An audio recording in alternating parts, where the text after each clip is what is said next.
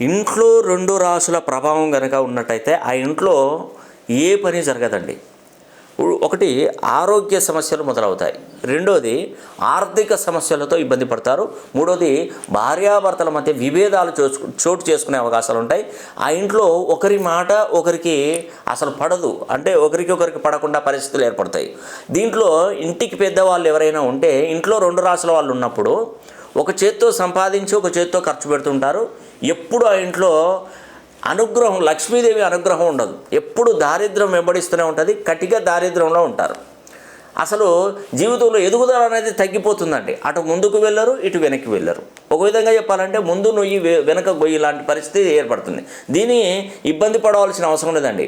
మన పేరులో ఉన్నటువంటి సంఖ్యాబలాన్ని మినిమం 2500 ఫ్రీక్వెన్సీ 360 డిగ్రీల కోణంలో సెట్ చేసి ఫ్రీక్వెన్సీని పెంచామంటే మీకున్నటువంటి కష్టాలన్నీ కూడా పటాపంచలైపోతాయి.